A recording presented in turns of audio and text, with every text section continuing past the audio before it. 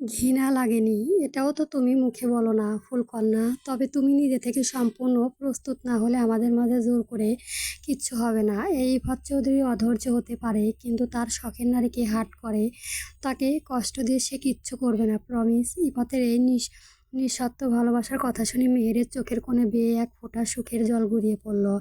ইফাতের এই নিঃস্বার্থ ও পবিত্র ভালোবাসা মেহেরের ভেতরে সমস্ত আর ভয় জড়তাকে এক নিমিষে গড়িয়ে দিল। সে আর নিজেকে দূরে সরিয়ে রাখতে পারল না। মেহের নিজে থেকেই উল্টো ঘুরে ইফাতকে দু হাত শক্ত করে জড়িয়ে ধরল, পরম আশ্রয়ে লেপ্টে রইল তার চওড়া বুকের মাঝে। এই মানুষটা সান্নিধ্য থাকলে মেহেরের ভীষণ ভালো লাগে। তার বুকের ভেতর ওমের নতুন করে বাঁচার আশা খুঁজে পাওয়া যায়, এক অদ্ভুত ভালো লাগা আর অকারণে এক বুক শান্তি। এখন যদি ভুলভাল কিছু করে ফেলি, তুমি কি হাট হবে? ইফাতের কণ্ঠে আকুলতার গভীর মাদকতা। মেহের এবার সম্পূর্ণ নিশ্চুপ রইল, কোনো উত্তর না দিয়ে সে ওভাবে ইফাতের বুকে মিশে রইল। বইয়ের এমন নীরবতা দেখে ইফাত দুষ্টমি করে মেহেরের কানের লতিতে হালকা করে নিজের দাঁত ছোঁয়ালো। আচমকাই সেই কামড়ে খানিকটা কুঁকড়ে উঠল মেহের। ইফাত সুযোগ বুঝে মেহেরের সাথে নিজের ঘনিষ্ঠতা আরও এক ধাপ বাড়িয়ে দিল। তার ঠোঁটের কোণে এক চিলেতে মন গড়া দুষ্টে হাসি ফুলিয়ে ফিসফিস করে আওড়ালো নীরবতা। সে সম্মতি লক্ষ্য, এটা কি তুমি জানো ফুলকন্যা, তার মনে এক আমার ফুলকন্যা আজ আমাতে পরিপূর্ণ হতে সম্পূর্ণ রাজি। মেয়ের এবার লজ্জায় চরম সীমানা পৌঁছে গেল। সে আমতা আমতা করে অমূলত হয়ে লাল বলল, কিন্তু এখন তো নেই। লজ্জায় মরে যেতে ইচ্ছে করেছে তার। কি বলতে কি বলে ফেলল সে। মেহেরের এমন নিষ্পাপ আর অবুঝ কথা শুনে ইফাতের ঠোঁটের কোণে এক পরম তৃপ্তির হাসি ফুটে উঠল। মেয়ের হাতে ফাঁক দিয়ে ইফাতের সেই ভুল জয়ী হাসি দিয়ে তাকাতেই লজ্জায় দ্রুত নিজের মাথাটা আবার নিচু করে নিল। কিন্তু ইফাত আজ তাকে সহজেই ছাড়াবার পাত্র নয়। সে একটু বাঁকা এসে মেহেরের চিবুক ধরে মুখটা উপরে তুলল। দিন হয়েছে তো কি হয়েছে, দিনের বেলায় রোমান্স করা কি বারণ নাকি? তাছাড়াও দুনিয়ার সব মানুষ তো রাতে প্রথম রোমান্স করে। আমি না হয় দিনেই করলাম ইফাত চৌধুরী বলে কথা, তার ভালোবাসা তো একটু ইউনিক হবেই। আর একদম টেনশন নিও না, এই রুমে কেউ আমাদের ডিস্টার্ব করতে আসবে না, সো জাস্ট রিল্যাক্স। মেহেরের আর কিছু বলার মতো সাহস বা ভাষা অবশিষ্ট রইল না। ততক্ষণ ইফাত তাকে নিজের শক্তিশালী বাহুবন্ধনে পুরোপুরি আবদ্ধ করে নিয়েছে। ইফাতের থুতনিতে জোড়া অষ্টধরা ছুঁয়ে এক গভীর চিবুক এঁকে দিয়ে অত্যন্ত মধুর সুরে প্রতিদ্বন্দ্বিতা করে, ভালোবাসি আমার শখের নারী। ইফাতের সেই একটি মাত্র শব্দের জাদুতে মেহের মনের ভেতরে চাপা বছরের পুরো কালবৈশাখী ঝড় এক নিমিষে শান্ত হয়ে গেল। আর কোনো দ্বিধা নয়, আর কোনো দূরত্ব নয়। অতীতের সমস্ত কত গ্লানি পেছনে ফেলে তারা দুজনে একে অপরের মাঝে বিলীন হয়ে ডুবে দিল ভালোবাসা এক অন্তর। উজান বেশ হেলে দুলেই হাত পা নাড়িয়ে নিজের রুমে প্রবেশ করলো। ভেতরে এসে দেখলো মৌ বিছানায় আরাম করে বসে কার্টুন দেখায় মগ্ন, আর গালে হাত দিয়ে আয়েশ করে চকলেট চিবাচ্ছে। এই চকলেটগুলো অবশ্যই কিছু সময় আগেই উজান নিজে এনে দিয়েছে। প্রথমে সে মোটেও আনতে চায়নি, মেয়েটাকে কতবার করে বোঝালো যে এত চকলেট খাওয়া দাঁতের জন্য ভালো নয়, কিন্তু মৌয়ের কথা শুনে তো শেষমেশে তার জেদের কাছে নত স্বীকার করে উজানের চকলেট আনতে হয়েছে। তবে চকলেট আনা নিয়ে উজানের কোনো মাথা ব্যথা নেই, আসল সমস্যা অন্য জায়গায়। একটু আগে সে যখন ইফাতের রুমের সামনে দিয়ে আসছিল, তখন দরজার ওপাশ থেকে ভেসে আসা মিষ্টি আবায়ন তার মেজাজটা বিগড়ে দিয়েছে। ইফাত বেটা দিনের বেলাতেই বাসর জমিয়ে ফেলেছে, আর সেই এতদিন ধরে বিয়ে করেও এখন শুষ্ক মুখে ঘুমিয়ে বেড়াচ্ছে। সেটা দেখে মুখ ভার করে উজান গজগজ করতে করতে মৌয়ের পাশে গিয়ে বসলো। কিন্তু মৌ তাকে পাত্তা দিল না। সে উল্টো একটুখানি পিছিয়ে গেল। মৌয়ের এই অ্যাভয়েড দেখে উজান প্রচণ্ড বিরক্ত হলো। রাগে ও ক্ষোভে তার নাকের ডগা মূলত লাল হয়ে উঠল। সে এক মুহূর্তের জন্য রাগী দৃষ্টি নিক্ষেপ করে তাকালো মৌয়ের দিকে, কিন্তু মৌ যেতে তাতে বিন্দুমাত্র ভ্রুক্ষেপ হলো না। সে আগের মতোই রিল্যাক্স মোডে বসে চকলেট খাচ্ছে। উজান আর ধৈর্য ধরে রাখতে পারল না। সে নিজের এক হাত দিয়ে এক প্রকার হেঁচকা টানে মৌয়ের নিজের একদম কাছে নিয়ে এসে বসালো। আচমকা এই টানাটানি মৌ ফ্যাল করে তাকিয়ে চিৎকার দিয়ে উঠল, এভাবে টানাটানি করছেন কেন? আমাকে মেরে ফেলার ধান্দা আছে নাকি? তুমি বারবার আমার থেকে দূরে সরে যাচ্ছ কেন? বরেই আমি তোমার। কোথায় আমার কাছে থাকবে? আমি তো মিশে থাকবো না ম্যাডাম। কার্টুন নিয়ে পেঁচিয়ে চুপচাপ এবার আমার দিকে ফোকাস দাও, আর কষে দুটো পাপ্পিয়ে দাও তো। আমার কেমন জানি ফাঁকা ফাঁকা লাগছে। মুহূর্তে উজানের দিকে নিজের দুই ভ্রু কুঁচকে তাকালো। এই গভীর প্রফেসর হঠাৎ কী হলো সে সেটাই বুঝতে পারছে না। উজান আর কোনো সুযোগ না দিয়েই নিজেই মৌয়ের দিকে খানিকটা ঝুঁকে এলো, কিন্তু ততক্ষণে মৌ চিলেতের মতো সরে আবার দূরে তৈরি করে ফেলল। উজান এবার মুখ বুক অসহায়ত্ব নিয়ে তাকালো। পিচ্ছি সরে গেল কেন? তুমি নিজে তো ভালোবাসা দেবেই না, অন্তত আমাকে তো একটু মিষ্টি করতে দেবে নাকি? মৌ এবার মুখ বাঁকিয়ে জবাব দিল, সারাক্ষণ তো আমাকে অশালীন মেয়ে, বেয়াদব মেয়ে বলে বকা দিতেন, এখন নিজের ওপর একটুখানি লজ্জা হচ্ছে নাকি বুঝি?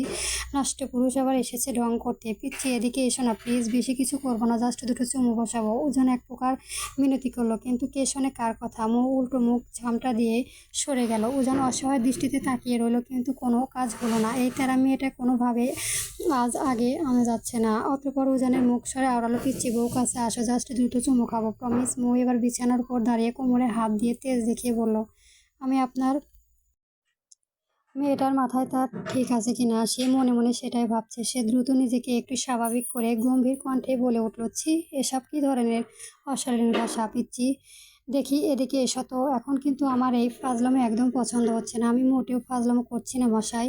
আপনার এই দুদিনের ভালোবাসা দেখে আমি তো ভুলে গিয়েছিলাম যে একসময় আপনি আমার সাথে কি কি করেছিলেন। অসভ্য পুরুষ একটা। তখন আমাকে কি বকাই না দিতেন? দূরে যান এবার। বউ ছাড়াও তো আপনি দিব্যি থাকতে পারেন, তাহলে এখন বউ ছাড়া থাকুন আর একদম আমার ধারের কাছে আসবেন না। মৌয়ের এই কড়া জবাব শুনে উজান বুঝল চমচমে সে পেয়েও সহজে যেন মুখে তুলতে পারল না। তার একদম নিশ্চিত পিচ্চি বউ তার পুরনো অপমানের শোধ বেশ ভালো করেই ভাবে তুলেছে। তবুও উজান হাল ছাড়ল না। সে বিছানার উপর এক প্রকার ধপাস করে বসে অত্যন্ত অসহায় দৃষ্টিতে মৌয়ের দিকে তাকিয়ে ডেকে উঠল, পুচকে বিড়ালের বাচ্চার মতো বউ। মৌ কার্টুন থেকে চোখ সরিয়ে সাথে সাথে ফুঁসে উঠল, মুখ ভেঙছে। আপনার যদি আরেকবার আমাকে বিড়ালের বাচ্চা বলেন সেটা দাও, মেরে মুখ ভেঙছে দেবো সত্যি সত্যি। তবুও অমন শুকনো শালা ইফাত কাল মাত্র বিয়ে করলেও আজ ঘরে ভেতর বউকে স্বর্ণবর্ণ শেখাচ্ছে, আর আমার বিয়ে এতগুলো মাস কেটে গেল অথচ আমি আজ পর্যন্ত বউকে স্বর্ণের সবটা শেখাতে পারলাম না। ছি ছি উজান, এর জন্য তোকে সবাই থার্ড জেন্ডার বলে। তুই কবে পুরুষ হবি বলতো? যাস শালা, আমি তো পুরুষ। এই পিচ্ছি বউয়ের চক্করে পড়ে আমি নিজের পুরুষত্ব নিজেই কিস অবস্থা আবুল তাবুল বলছি। উজান নিজের চুল নিজেই খামচে ধরলো। আর সহায়ত্ব না হলো না এসব। কেন যেন সেই বিয়ের সময় সে নিজেই বউ মানি না বলেই ভাবলো। এখন তার জন্য নিজেই আড়াল ধুয়ে আফসোস হচ্ছে। অবশ্যই এতে তার তেরা মেয়েটা বা কি দোষ? এসব তো উজানের গড়বড় করছে। তবে উজান চৌধুরী এসব সহজে হাল ছেড়ে দেওয়ার পারত না। সে মুহূর্তের মাঝে মনে মনে একটা মোক্ষম বুদ্ধি ফেঁকে বাঁকা হাসি ফুলিয়ে তুলল। অতঃপর নিভু নিভু দৃষ্টিতে মৌয়ের দিকে তাকিয়ে ফিসফিস করে বলল, পিচ্চির শ্বশুর বাড়ি যাবে? আমার শ্বশুর বাড়ি? তোমাকে নিয়ে বাপের বাড়ি যাব? কথাটা শোনা মাত্রই মৌ চমকে উঠল। অবিকল কার্টুনের মতো তার চোখে দুটো কপালে ওঠার উপক্রম হলো। এই বিগত কয়েক মাসে সে কম হলেও হাজারবার নিজের বাপের বাড়ি যাওয়ার কথা বলেছে, আর প্রতিবারে গম্ভীর প্রফেসরে একটা মুখস্থ উত্তর এসেছে, শ্বশুর আবার শাশুড়ি আমাকে এখানে ডেকে নাও। তবুও বাপের বাড়ি যাওয়ার নাম মুখেও আনবে না। অথচ এই লোক একই খিটখিটে আজ নিজে থেকে বাপের বাড়ি যাওয়ার অফার দিচ্ছে। উজানের আকম্মিত রূপ বদলে যাওয়ায় ঠিক বোধগম্য হলো না। সে কিছু সময় ফ্যাল করে তাকিয়ে থেকে অবিশ্বাসের সুরে জিজ্ঞেস করলো, আপনি সত্যি আমার আব্বুর কাছে নিয়ে যাবেন? ততক্ষণে মৌয়ের হাতে মোবাইলটা বিছানায় রেখে এবার বেশ খানিকটা এগিয়ে এলো উজানের দিকে। আর মৌ রাগে বাগে পাওয়ার সুবর্ণ সুযোগটা খুঁজছিল উজান। সে আর এক মুহূর্তে দেরি না করে এক ঝটকায় মুখকে টেনে শক্ত বাহুবন্ধনে আবদ্ধ করে নিল। মুখ কপালে হাত লেপ্টে থেকে এলোমেলো চুলগুলো আলতো করে উঁচিয়ে নিজের ঘাড়ে আঙুল দিয়ে খোপা বেঁধে দিতে দিতে বলল, নেবে না কেন? অবভিয়াসলি নেব, কিন্তু কিন্তু প্রফেসর সাহেব। মৌ এবার নিঃশ্বাসে ব্যাকুল হয়ে বলতে লাগলো, আমার চকলেট খেতে বারণ করলে তো ওকে ডান, আজ থেকে চকলেট, আইসক্রিম, চিপস সব খাওয়া একদম কমিয়ে দেবো। আপনার সব কথা শুনবো, এমনকি আপনার জামা কাপড় কাচা থেকে শুরু করে প্রতিদিন ইস্ত্রি করে দেবো। তবুও প্লিজ বলুন, নিয়ে যাবেন না তোমায়?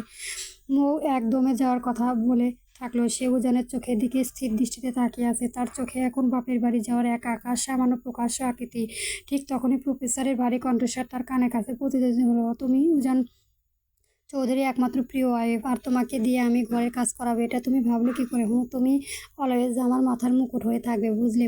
বুঝেছি, কিন্তু তখন বলে থেমে গেলেন কেন? তাড়াতাড়ি বলুন প্লিজ, আমার আর তর্স হয়েছে না। মুয়ে ছটফট করে উঠলো। মৌ এতটা উৎফুল্ল হতে দেখে উজান মনে মনে নিঃশব্দে হাসলো। এই সামান্য বাপের বাড়ি যাওয়ার কথা শুনে মেয়েটা এত খুশি হতে পারে তা তার জানা ছিল না। অবশ্য তার কাছেও বাপের বাড়ি যাওয়াটা একটা সাধারণ ভূকম্প মনে হলেও চার দেওয়ালের মাঝে বেঁচে থাকা মৌয়ের কাছে এটা পৃথিবীর বেস্ট একটা দিন। উজানের এবার আর সুযোগ হাতছাড়া করলো না। সে মৌয়ের মুখে একদম কাছাকাছি নিজের মুখটা ঝুঁকিয়ে এনে চোখ টিপে বলল, উজান চৌধুরী শুধু শুধু কোনো কাজ করে না। বৌজান, তুমি যদি এখন নিজে থেকে আমাকে ভালোবেসে কিস করতে পারো তবে কেবল বাপের বাড়ি নিয়ে যাবো, অনর্থ নয় কি?